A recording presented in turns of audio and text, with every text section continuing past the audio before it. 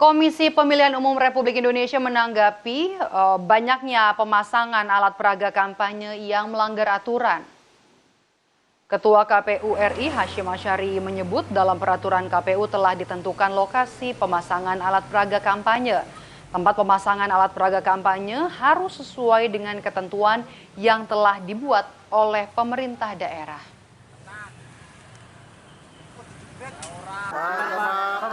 Ini berarti kan kemudian harus dicek apakah pemasangannya sesuai atau tidak dengan tempat yang sudah ditentukan oleh pemerintah daerah setempat.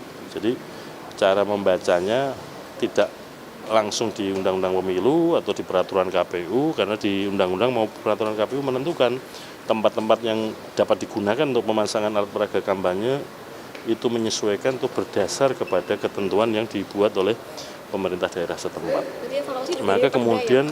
Maka kemudian evaluasinya apakah penempatan atau pemasangan APK sesuai atau tidak, rujukannya adalah peraturan daerah setempat. Ketua Bawaslu RI meminta Bawaslu daerah untuk bisa memperhatikan pemasangan alat peraga kampanye yang jadi buntut adanya insiden kecelakaan yang menimbulkan korban luka maupun jiwa. Untuk itu, Bawaslu akan bekerja sama dengan Pemda setempat untuk segera menertibkan alat peraga kampanye yang dinilai menyalahi aturan hingga membahayakan pengendara.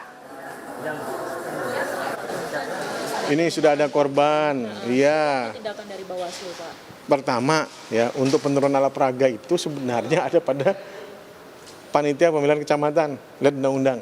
Tapi Bawaslu melakukan tugas itu akhirnya. Kenapa tidak ada lagi yang menurunkan? Satpol PP kadang-kadang nggak mau, hanya kami yang turunkan. Dan terlalu banyak juga, exhausted juga teman-teman. Oleh sebab itu, kami terus akan berkoordinasi dengan Satpol PP. Kami misalnya di beberapa Pemprov juga akan berkoordinasi kembali, terutama tentang pemasangan alat peraga yang tidak pada tempatnya dan membahayakan.